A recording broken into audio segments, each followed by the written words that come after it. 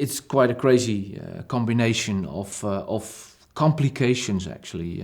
If you combine the fusion chain mechanism with the tourbillon and the rattrapante chronograph, and on top the perpetual calendar, well, you can call it a special piece. It's our highlight of the SIHH, actually, this year. It's a lot of complications. Yeah, you call the fusion chain. You can see that as a complication. The tourbillon, the chronograph with rattrapante, split time function, and the perpetual calendar. So 5 complications. Maybe other brands would call it a grand complication, but for us it's the TOURBOGRAPH perpetual calendar pool in Mérite, because we already have a grand complication.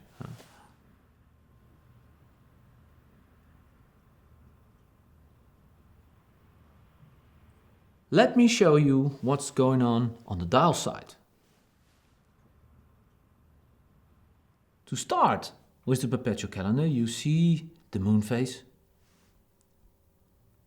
with a precision of 122.6 years. Then we have a date indicated by hand. Here we have the weekday indication. On top of that, the minute counter of the chronograph.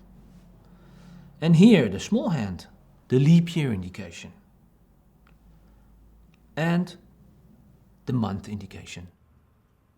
Maybe for the technicians among you, even more impressive is the movement side. Of course, well-known, hand-finished, all these bevelings, all these angles, the chronograph leverages. You have the rattrapante pinces. You see the beautiful hand-engraved balance clock. And this is all packed in a platinum case of 43 millimeters.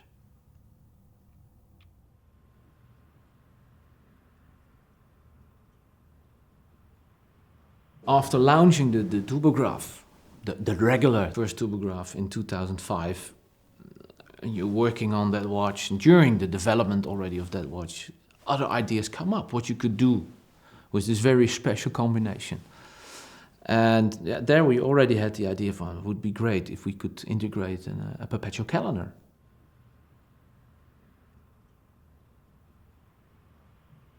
Now many people may think, this is the TOURBOGRAPH and you put on top a module with a perpetual calendar and that's it.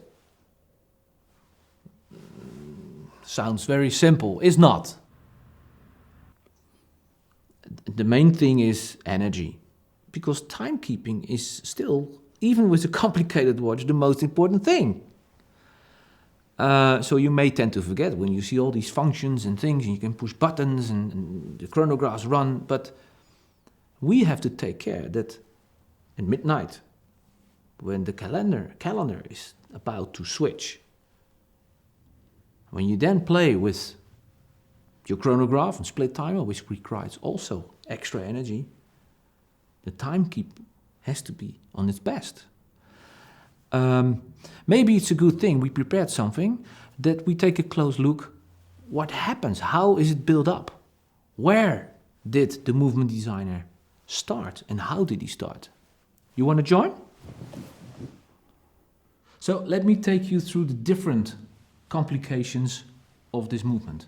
We have a nice layout over here, and let's start with the fusion chain mechanism on this side, responsible for the power of the movement, the tourbillon cage, in the middle the basic movement, the watchmaker's side, that is the side, the movement, chronograph, rattrapante, and last but not least, well hidden under the dial normally, the part of the perpetual calendar.